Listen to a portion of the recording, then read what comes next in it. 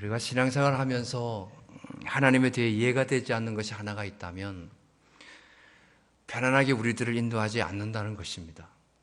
우리는 하나님을 따르는 것이 편안하고 싶어서 모든 문제가 해결되고 모든 문제가 내 앞에 가로막는 것을 하나님이 제거해 주시기를 원하는 마음으로 주님을 따라가고 믿습니다. 그러나 하나님을 믿어도 예수님을 믿고 따라가도 그렇지 못한 환경에 살아갈 때가 참 많아요. 우리의 인생 안락하게 아무런 걱정 없이 살아가는 것도 아닌데 하나님 앞에서 조금이라도 엉뚱한 짓을 하면 가차없이 꾸짖으시고 그렇게 하면 안 돼! 라고 말씀하시고는 나에게 붙어 있어야 그게 진짜 마음이 편한 거야 라고 말씀하실 때가 참 많으세요. 여러분 오늘 본문마저 어떻게 시작합니까? 야고바라고 부르세요.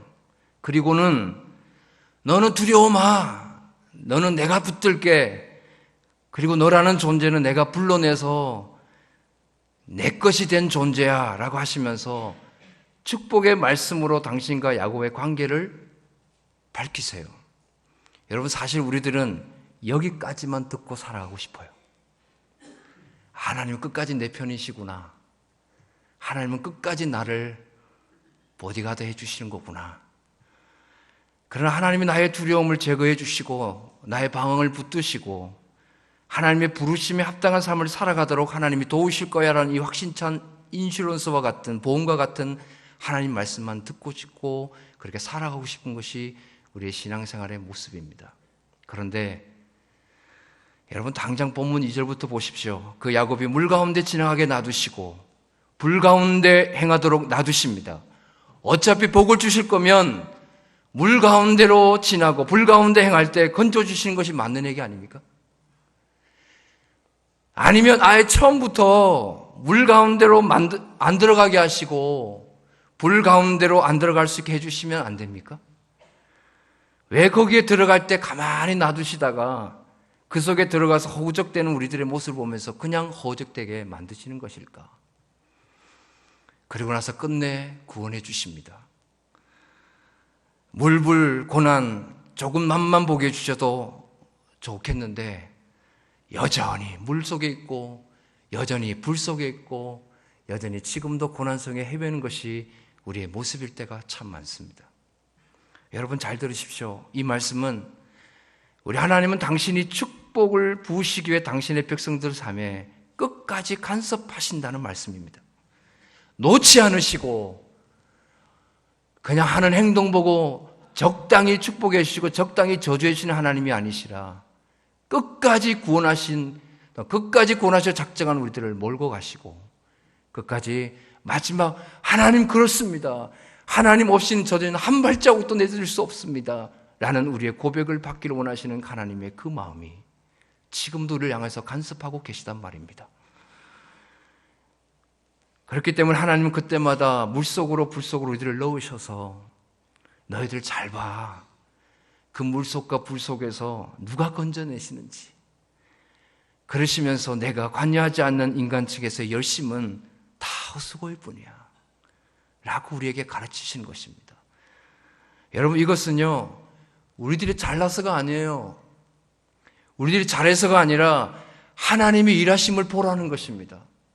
하나님 어떻게 우리 인생에 관여하셔서 우리를 한 단계 한 단계 이끌어 가시면서 간섭하시며 어떻게 하나님의 사람으로 만들어 가시는지를 하나님이 보라는 거예요. 여러분 한 가지 묻겠습니다. 그런데 그 하나님의 일하심이 무엇으로 진행해 나가시는 줄 아십니까? 바로 믿음이에요. 그런데 그 믿음은 우리 인간 쪽에서 발휘하는 믿음이 아니에요. 인간들은 계속해서 실수하고 실패하는데 우리 스스로에게서 흑발된 믿음이 어디 있습니까?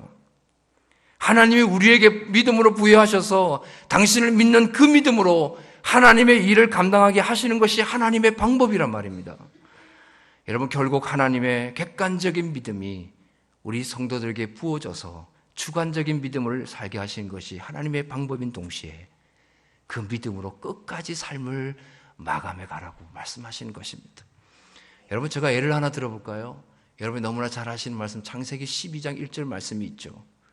여호와께서 아브라함에게 이르시되 너는 너희 본토 친척 아비 집을 떠나 내가 내게 지시할 땅으로 들어가라고 말씀하셨어요. 아브라함은 믿음으로 갈대아우르를 떠났습니다. 그랬다면 아브라함은 그렇게 수시로 넘어지면 안 되잖아요. 믿음으로 떠났는데 견뎌내야죠. 그 믿음으로 고향을 버리고 그 믿음으로 모든 상황을 이기겠다고 갈대아우르를 떠났으면 어떠한 흉년이 와도 버텨나가야 되지 않습니까? 그러나 자신의 아내를 그랄왕 앞에서 누이라고 속여 팔아먹습니다. 그리고 또 그것도 한 번이 아니에요. 그렇게 약해 빠지고 무능한 아브라함에게 하나님의 믿음이 덮쳐지니까 아브라함이 결국 이삭을 하나님께 바치는 그 믿음의 조상이라는 정확한 하나님의 부르심에 합당한 행동을 하더라는 것입니다. 여러분, 지금 성경은 하나님의 믿음이 믿음의 조상 아브라함의 전 인생을 이끌어 가시면서 결국 그를 믿음의 조상으로 만들어 내셨다는 것입니다. 그것이 성경에 나타난 믿음의 사람들의 행적이에요. 그것이 또한 우리가 살아가는 믿음의 사람으로서의 삶의 모습인 것입니다. 그것을 믿고 나아가는 것이 성도의 신앙생활이고 그것이 끝까지 죽음의 목톡이 올지라도 끝까지 지켜나가려 하나님을 향한 우리의 믿음이란 말입니다. 여러분, 모세는 어떻습니까? 히브리서 11장 24절에서 26절 말씀을 보십시오.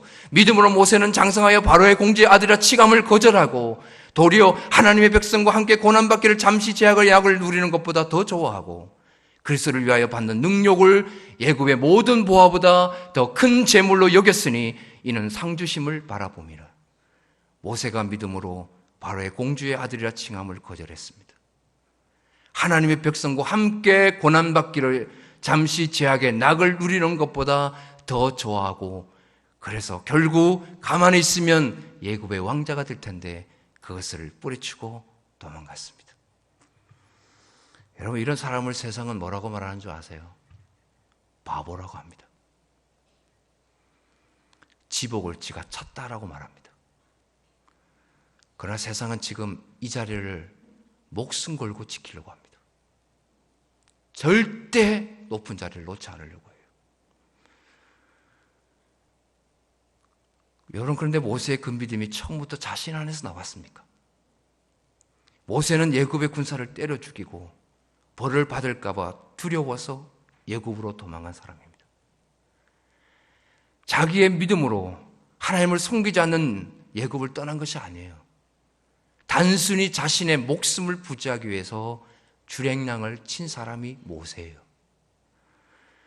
여러분, 그런 모세를 하나님이 시내산 떨기나무에 나타나셔서 이집트에 묶여있는 나의 백성을 구출해내라고 할 때도 그는 또한 거부했던 사람입니다. 자기가 무슨 고난으로 거부합니까? 하나님 말씀을 거부한 사람이 믿음의 사람이라고 평가합니까? 그리고 모세는 광야에서도 수시로 하나님께 투정 부렸고요. 심지어 하나님 앞에서 혈기를 부려서 결국 가나안에 못 들어간 인물이 모세 아닙니까? 여러분, 그런데 그렇게 말도 온유하고 혈기방자한 모세에게 하나님의 믿음이 부여되니 그를 이 세상에서 가장 온유한 자로 만들어내시고 하나님 나라를 세워가는 자로 만들어내시는 거예요. 여러분, 그것이 모세의 성품으로 가능했다고 생각하세요? 그것이 모세의 됨됨으로 가능했던 일입니까? 반드시 하나님이 부으신 믿음으로만 가능했습니다. 그 이후로 이스라엘은 믿음으로 홍해를 건넜고요. 그 이후로 이스라엘은 믿음으로 요단강을 건넜고요. 믿음으로 여리고를 돌았습니다. 여러분, 이 증거들이 다 자기의 믿음으로 애굽으로 나왔고 자기의 믿음으로 홍해를 건넌 결과인가요? 절대 아니에요. 하나님이 주신 믿음이었습니다. 여러분, 그런데 한 가지 더 물을까요? 여러분, 우리들은 이 사실을 통해 우리를 향한 하나님 믿음을 알게 되었고요. 지금도 믿어가는데 현실에는 왜 하나님보다 나를 더 믿습니까? 그 이유가 뭐죠? 도대체 그 이유가 뭐길래 보이지는 하나님을 보이지 않고 왜 보이지 않는다고 하나님을 무시하십니까? 왜 보이지 않는다는 이유 하나만으로 하나님보다 내 자신을 더 믿어갑니까? 그것을 믿음의 사람이라고 말하나요? 절대 그렇지 않아요. 믿음의 사람은 상황보다 크신 하나님을 볼 줄 알아요. 믿음의 사람은 어떤 문제보다 크신 하나님을 본단 말입니다. 믿음의 사람은 눈에 보이는 것을 쫓아가는 것이 아니라 보이지 않는 하나님, 보이지 않는 상황, 보이지 않는 문제라도 그 문제 속에서 버텨서 우리 문제를 해결하시는 하나님을 보고 나가는 자가 믿음의 사람이란 말입니다. 하나님은 그렇게 불가능하고 연약한 이스라엘에게 하나님의 믿음이 뚫고 들어가 그들을 가운데 거하시며 결국 옛자와 애굽화된 옛 습성들을 죽여버리시고 새 사람으로 만들어내시고 하나님의 나라인 가나안에 넣으시는 구원의 대드라마에 관한 얘기를 우리는 다 믿고 있는데 하나님을 향한 우리의 믿음은 어디 있습니까? 믿음이 상실해 가니까 힘 있어 보이는 재화와 물질과 돈을 더 믿지 않습니까? 자신의 위신, 체면이 더 하나님보다 중요하지 않습니까? 그러다 보니 신앙생활을 하나님을 의식하지 않고 사람을 의식하는 것이 더 우리 생활 가운데 묻어나지 않습니까?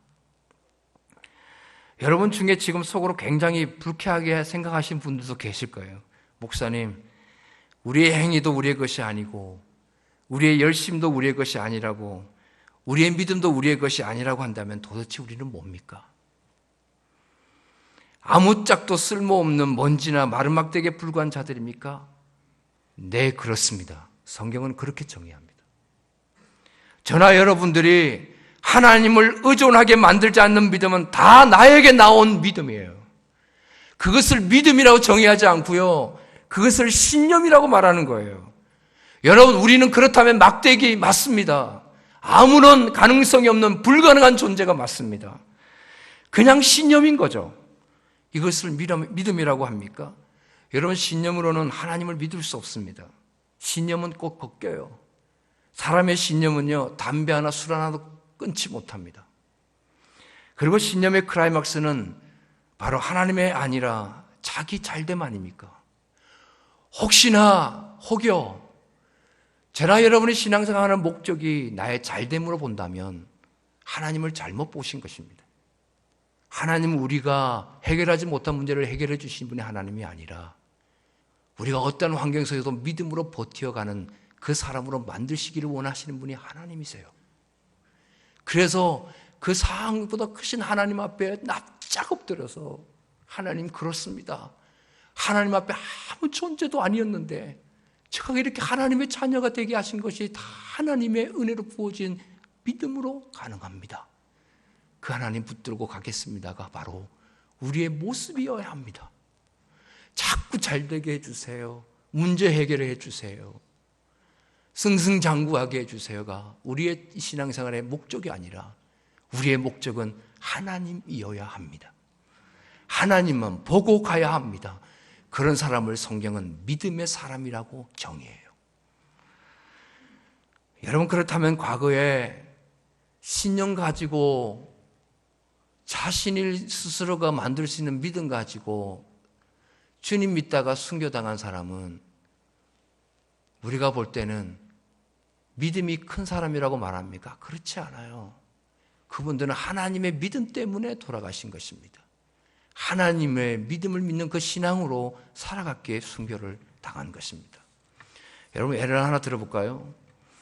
부모님들이 가끔 자녀들에게 이렇게 말하죠. 아빠는, 엄마는 내가 성실하고 훌륭한 사연이 되기를 바란다. 늘 그렇게 말해요.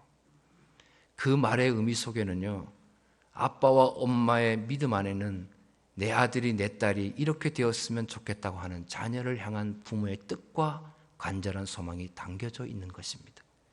여러분, 하나님과 우리의 관계도 마찬가지입니다. 목숨을 주어도 아깝지 않은 자녀를 향한 그 부모의 마음이 바로 무엇이든지 다 할 수 있고 무엇인지 다 알며 시간과 장소에 구애받지 않고 모든 일을 다 해내시는 그분이 전지전능하신 하나님이라면 말할 것이 없죠. 다 이루어지겠죠. 그게 우리를 향한 하나님의 믿음이라니까요. 그런데 그 아버지를 아버지라고 알고 그 아버지를 나의 삶 속에서 인정할 때 그 믿음은 드러난다는 말입니다. 그런데 그 믿음마저 하나님이 주실 때 가능하다는 것이 성경에서 밝히는 말씀의 진리인 것입니다. 여러분, 그렇기 때문에 우리를 향한 그 하나님의 믿음은요, 우리 하나님의 자녀들이 하나님을 온전히 믿고 아버지라 부르며 그 아버지 말에 순종하고 순복한 자로 완성되는 것이 하나님의 목적이세요. 쉬운 말로 하면 나는 너의 하나님이 되고 너는 나의 자녀가 되리라. 이것이 바로 이 땅에 예수님을 보내주신 하나님 당신의 큰 뜻이에요. 여러분, 오늘 그 하나님이 본문 3절과 6절까지 스스로 뭐라고 밝히신지 다 같이 함께 보겠습니다. 시작. 대저 나의 여호와 내 하나님이요 이스라엘의 거룩한 자요 내 구원자임이라. 내가 예굽을 너의 속량물로 구스와 스바를 너의 대신으로 주었노라. 내가 너를 보배롭게 존귀하게 여기고 너를 사랑하였은즉 내가 사람들을 주어 너를 바꾸며 백성들로 내 생명을 대신하리니 두려워 말라. 내가 너와 함께하여 내 자손을 동방에서부터 오게 하며 서방에서부터 너를 모을 것이며 내가 북방에서 이르기를 놓으라. 남방에서 이르기를 구려하지 말라. 내 아들을 원방에서 이끌며 내 딸들을 땅끝에서 오게 하라. 여러분 보십시오. 네가 뭘 하면 내가 이렇게 해줄게. 네가 나를 믿기만 하면 내가 너를 끝까지 잘되게 해줄게. 그런 말씀이 내용이 없어요. 잘 봐, 내가 네 하나님이야. 내가 너를 보배롭게 존귀하게 그리고 사랑해 줄게. 내가 너를 바꾸고 내가 너의 자손들을 동방 서방 북방 남방으로 또 끌어모아 줄게. 그러니까 너는 이렇게 하신 이는 내 하나님이라는 것을 내가 보여주고 부여한 그 믿음으로 나를 믿고 따라오면 돼 라고 지금 하나님께서 하시잖아요. 여러분, 그렇기 때문에 하나님의 믿음이 우리의 믿음을 완성시키시고 확정하시는 것이기 때문에 우리가 지금 헌신하고 하나님을 섬기는 것이지 우리가 스스로 발휘하고 성숙시켜서 확장시키는 믿음은 없어요. 그래서 진짜 믿음은 그 믿음을 주신 하나님께 그저 순종하면서 나가는 것입니다. 여러분, 오랫동안 약 15년 동안 영국에서 공부했습니다. 한인 목회도 했습니다. 유학 목회도 했습니다. 지금도 전전긍긍하면서 목회하고 있습니다. 유학 목회 하다 보니까요, 교파를 초월해서 많은 성도님들과 청년들이 교회에 들어옵니다. 첫 예배를 드리고 새신자실에서 함께 만나서 대화를 하면 몇몇 분들이 이렇게 말씀하세요. 저희 아버님은 목사님이시고요, 저희 어머님은 사모님이시고요, 저희 할아버지가 선교사님이시고요, 저희 아버지가 3대고 제가 4대째 신앙생활을 합니다. 그 말 하고 나서 한 3주 정도 교회 나갔다가 2개월째는 안 보입니다. 교회를 나오는지, 그래서 전화해서 다른 교회라도 나가니 하면 아니요, 공부가 바빠서요. 유학이 공부가 목적이 돼서 영국 왔는데 신앙 다 잃어버립니다. 한국에 있을 때는 부모님들이 주일날 교회 가야지 하니까 억지로 따라갔지만 본인 스스로가 시간 관리하고 환경 관리해야 되기 때문에 신앙 제일 먼저 놓습니다. 주일 없어요. 주일은 그저 원래부터 시작된 수업을 보충하기 위한 쉼입니다. 진짜 안식해요. 진짜 안식을 모르는 안식을 합니다. 이것이 아버님 신앙생활 잘하고 할아버지 때도 목사님 집안이고 선교사님이라고 해서 신앙이 보장되는 게 아니더라고요. 여러분, 이런 집안에서 태어나면 예수 상관없이 천국 갑니까? 아니요, 그렇지 않습니다. 결국 자신의 믿음을 자랑할 수 없어요. 그저 하나님 앞에 묵묵히 나와 제대로 얼굴을 들지 못한 죄인이지만 하나님께 예배하고 내가 구하고 찾고 두드린 대상은 하나님 한 분뿐입니다라는 고백을 할 수밖에 없는 그 자격, 그것이 얼마나 신앙생활 가운데 큰 축복인지 몰라요. 그런데 이거마저 잃어가고 있는 십정인이 무엇으로 내 안에 있는 하나님을 믿는 믿음을 증명해냅니까? 오늘 본문 말씀을 신약 사건과 한번 연결해서 한번 더 풍성한 은혜를 한번 나눠보려고 합니다. 마태복음 17장 14절에서 20절 말씀을 보면 이런 말씀이 있습니다. 그들이 우리에게 이르매 한 사람이 예수께 와서 꿇어 엎드려 가로되 주여 내 아들을 불쌍히 여기소서. 저가 간질로 심히 고생하여 자주 불에도 넘어지며 물에도 넘어지는지라. 내가 주의 제자들에게 데리고 왔으나 능히 고치지 못하더이다. 예수께서 대답하여 이르시되 믿음이 없고 패역한 세대여, 내가 얼마나 너희와 함께 있으며 얼마나 너희에게 참으리요 그를 이리로 데려오라 하시니라. 이에 예수께서 꾸짖으시니 귀신이 나가고 아이가 그때부터 나으니라. 이때에 제자들이 종용이 예수께 나와 가로되 우리는 어찌하여 쫓아내지 못하였나이까. 이르시되 너희 믿음이 적은 영혼이라. 진실로 너희에게 이르노니 너희가 만일 믿음이 한 겨자씨만큼만 있으면 이 산을 명하여 여기서 저기로 옮기라 하여도 옮길 것이요 또 너희가 못할 것이 없으리라. 여러분, 지금 이 말씀은 예수님이 제자들과 함께 변화산에서 내려오시자마자 겪으신 사건입니다. 귀신 들린 아이의 아버지가 주님 앞에 꿇어 엎드려서 자기 아들에게 들어온 귀신을 쫓아달라고 부탁했습니다. 예수님이 변화산에서 올라가 계시는 동안 제자들이 귀신을 쫓아내기 위해서 별짓을 다 했는데도 안 됐다는 것입니다. 예수님은 제자들에게 다른 말씀하지 않으셨어요. 너의 믿음 없는 배역한 세대라고 말씀하셨어요. 여러분, 그런데 이 말은 제자들이 믿음이 없어서 귀신을 못 쫓아내었다는 말입니다.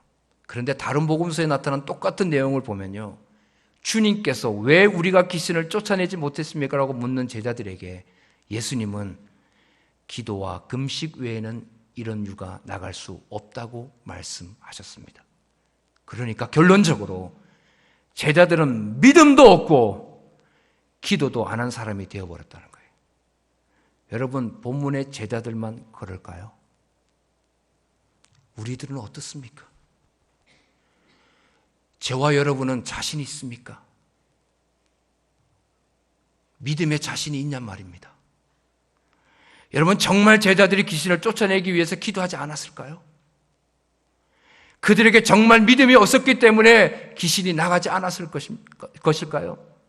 예수님은 이전에 제자들에게 하나님 나라를 전파를 위해서 내보내실 때 병도 고치고요, 귀신도 제압하고요, 귀신을 쫓아낸 능력을 주셨어요. 그런데 그들이 기도하지 않았다는 것이 말이 됩니까? 분명히 기도했을 것입니다. 그렇다면 지금 성경이 우리에게 던지는 메시지가 뭔지 아십니까? 성경은 지금 믿음과 기도와 금식에 관한 올바른 이해를 촉구하고 있는 거예요. 결국 그들이 부르짖고 소리치고 애를 쓴 것은 다 자기의 힘을 보태어 자기가 많은 사람들 앞에 뽐내려고 하는 극히 인간적인 힘을 과시하려고 하고 그 모습으로 그 귀신 들린 사람을 쫓아내려고 했단 말입니다. 여러분, 다 욕심이었어요. 자신을 향한 욕심이었어요. 다른 사람의 믿음이 좋은 것을 보여주시기 위한 과시였어요. 내가 제자인데, 내가 그래도 하나님을 3년 동안, 예수님을 3년 동안 따라했던 제자인데 이것쯤은 라고 자신의 믿음을 과시하기 시작했어요. 왜 여러분 귀신을 못 쫓아낸 것이 자기의 힘 과시 때문이었는지 그 근거가 뭔지 아십니까? 여러분, 잘 들으세요. 이 사건은 변화산에서 예수님과 제자들이 내려왔을 때 변화산 밑에서 일어난 사건입니다. 변화산은 구약의 어떤 산인지 아십니까? 신의 산입니다. 여러분, 구약 출애굽기에서 시내산에서 모세가 십계명을 하나님부터 받고 내려왔는데 벌어졌던 일이 뭐였죠? 모세형 아론을 주축으로 해서 이스라엘 백성들이 금송아지를 만들었습니다. 그리고 우리를 애굽에서 인도해 내신 분은 하나님이 아니라 이 금송아지다라고 절을 하기 시작했습니다. 다시 말하면 이 사건이 무슨 사건인지 아십니까? 하나님과 금송아지를 바꾸치게 한 것입니다. 지금도 많은 사람은 금을 쫓습니다. 하나님보다도요. 이 땅에 많은 성도든 성도 아니든 눈에 보이는 가치인 것을 쫓아갑니다. 여러분, 변화산 안에서 벌어지고 있는 귀신 들린 아이와 믿음이 없고 패역한 세대라고 욕을 먹는 제자들과 유대인들의 이야기가 무슨 이야기인지 이해가 되세요? 바로 금송아지 사건이란 말입니다. 왜 예수님은 변화산에서 내려오시자마자 귀신을 쫓아내지 못하고 쩔쩔매고 있는 제자들에게 믿음이 없고 패역한 세대라고 했는지 이해가 되세요? 하나님이 주신 믿음으로가 아니라 자신의 힘으로 신앙생활을 하려고 했단 말입니다. 그래서 우리도 지금 내 안에 금송아지를 만들어요. 신앙생활 하다가 힘들면 하나님 찾아요. 편안하면 제일 먼저 하나님을 버리지 않습니까? 그러면서 내 안에 있는 금송아지를 놓고 금사장에서 절하는 것이 우리 신앙의 모습은 아닐까? 그것 없으면 미치고 죽고 싶은 그것이 예수 그리스도 외에 다른 것이라면 그것이 다 금송아지 아닙니까? 여러분, 주일에 교회 와서는 자신을 뽐내고 자기밖에 모르고 자기만 괜찮으면 되고 말씀도 기도도 헌금도 찬양도 자기 만족을 위해서 드립니다. 나를 향한 하나님 마음은 추호도 관심이 없어요. 이 예배를 통해서 목사님 말씀을 통해서 나에게 주신 은혜는 얼마나 클까에 대한 관심은 없어요. 그저 보여주기 위한, 그저 자기의 힘으로 믿음도 만들 수 있다고 생각하는 그것을 하나님이 지금 깨부수시는 것입니다. 여러분, 아마도 제자들은 과거에도 귀신을 쫓아내 본 전력이 있었기 때문에 자기들에게 그러한 믿음과 능력이 있다고 믿었을 거예요. 그리고 자기들 안에 있는 그 믿음을 발휘하여 무언가 능력 있는 일을 행할 수 있다고 믿었던 것입니다. 자기 안에 자기 스스로가 믿고 싶은 믿음의 근거로 기도하고 금식도 했을 것입니다. 그래서 내 믿음, 내 기도, 내 금식이 능력을 발휘하는 힘일 거라고 믿었을 거예요. 그런데 귀신이 나가지 않습니다. 여러분, 이것이 신앙생활 중에 제일 위험합니다. 나의 신앙 이 정도면 괜찮겠지. 나의 믿음 이 정도면 인정받겠지. 스스로 착각하며 그렇지 못한 상대를 깔보고 업신여기고 무시하고 가볍게 비웃음을 칩니다. 여러분, 믿음은 우리 안에서 나오지만 내가 생산해내는 것이 아닙니다. 다 하나님 아버지를 통해 나오는 것이기에 능력도 모두 하나님의 아버지의 것입니다. 그래서 우리가 우리의 믿음으로 기도하고 금식하여 우리가 원하는 것을 얻어낼 수 있다고 생각하는 것은 그 자체가 잘못된 믿음인 거예요. 아버지 때문에 얻게 된 믿음으로 말미암아 능력도 하나님의 뜻에 적합하게만 나타나며 그 앞에 감사하며 살아가는 것이 우리들의 모습이어야 합니다. 내가 능력으로 발휘하려고 애를 쓰거나 가시할 수도 없어요. 여러분, 그래서 예수님이 아닌 자기의 믿음과 기도를 의지하여 귀신을 쫓아내려 했던 제자들에게 예수님은 지적하신 것입니다. 믿음이 없는 세대예요. 여러분, 그리고 이어서 말씀하신 것이 무엇이죠? 너의 믿음이 겨자씨만큼만 있어도 이 산을 들어 바다로 던질 수 있다고 말씀하셨죠. 거기서 이 산은 어떤 산이죠? 당연히 변화산입니다. 여러분, 예수님 당시의 겨자씨는 너무 작아서 그것보다 작은 것을 없다는 의미로 쓰인 단어가 겨자씨입니다. 우리에게 최소한의 믿음이 있더라도 산이 들려 바다로 던져질 텐데 그렇게 할 수 없었다는 것이죠. 여러분, 이 말의 의미가요, 바로 우리가 생산해내고 발휘할 수 있는 믿음은 겨자씨만큼의 크기도 없다는 뜻입니다. 우리가 스스로 만들어낼 수 있는 믿음은 겨자씨만큼의 크기도 없어요. 그래서 겨자씨만한 믿음을 주시옵소서, 큰 믿음을 주시옵소서라고 기도는 해야겠지만 나를 향한 믿음, 나 스스로가 만들 수 있고 나타낼 수가 없다는 사실을 정확하게 깨달아 하나님, 내 스스로 믿음을 발휘할 수 없습니다. 하나님을 믿을 수 있는 믿음을 주십시오 라고 하나님 앞에 겸허하게 나아가야 합니다. 우리에게 간혹 나타나고 발휘되는 믿음은 하나님 우리에게 뚫고 들어오셔서 스스로 발휘하시는 믿음이에요. 그래서 능력을 행하고 기도 응답받고 은사를 행하고 병자를 고쳐내는 일들은 절대 자신의 이름을 높여지면 안 돼요. 성령 하나님이 하신 것입니다. 여러분, 제가 지금 말씀을 전하는 것도 그렇습니다. 그저 하나님 말씀을 전하는 자의 위치밖에 안 돼요. 잘난 것이 하나도 없습니다. 그저 이 단에서 말씀을 전할 수 있는 것만으로도 축복이라고 생각합니다. 사랑하는 여러분, 가끔은 여러분의 믿음을 발휘하여 사업에 성공도 하고 병도 낫고 아이도 훌륭하게 키우고 싶은데 그것이 잘 안 되었을 때 내 믿음이 가짜인가 봐 라고 낙담하지 마십시오. 그때 자신의 믿음으로는 아무것도 할 수 없는 것처럼 그 믿음이 보잘것없어 보이지만 그러한 우리의 무력함 속에 하나님 당신의 믿음을 저에게 부어주셔서 그 믿음으로 살아가게 해주시니 감사합니다라고 하나님께 기도하며 매달리는 것이 우리의 모습이란 말입니다. 여러분, 그래서 내 믿음은 능력도 없어 보이고 소원도 안 들어지는데 하나님이 일하시는 내 능력이 아니라 내 안에서 주님의 능력이 나옴을 알아가는 것이 우리의 신앙생활의 모습이어야 합니다. 여러분, 그럴 때 외로워도 누가 나의 마음을 알아주지 않아도 상황이 안 바뀌어도 환경이 뒤집어지지 않아도 울음이 웃음으로 갑자기 바뀌어지지 않아도 주님을 기대하고 믿어지는 그 믿음이 묵묵히 천국 갈 때까지 주의 일을 가게 만든단 말입니다. 그래서 난 나의 믿음으로 무엇인지 할 수 있습니다가 아니라 나의 믿음으로 뭐든지 만들어낼 수 있다가 아니라 주님이 내 안에 여전히 계심을 내가 알기에 당신께서 나를 통해 일하시옵소서라고 고백하며 나갈 수밖에 없어요. 여러분, 이런 사람이 자신을 위해 방방 뛰겠어요? 이런 사람이 귀신 들린 자를 쫓아내려고 자기의 힘과 능력을 총동원하면서 애쓰겠습니까? 여러분, 내가 예수님이 잘 믿어지지 않을 때가 바로 내 안에 내가 귀신 들린 자이구나를 알아가는 것이 신앙의 모습인 것입니다. 여러분, 예수님을 믿는 믿음으로 버티어 살아간다는 것이 무슨 의미인지를 여러분이 깊게 말씀을 통해서 깨닫고 살아갔으면 좋겠습니다. 마지막 오늘 본문 이사야 43장 7절 말씀을 우리 함께 다 같이 읽겠습니다. 물은 내 이름으로 일컫는 자, 곧 내가 내 영광을 위하여 창조한 자를 오게 하라. 그들을 내가 지었고 만들었느니라.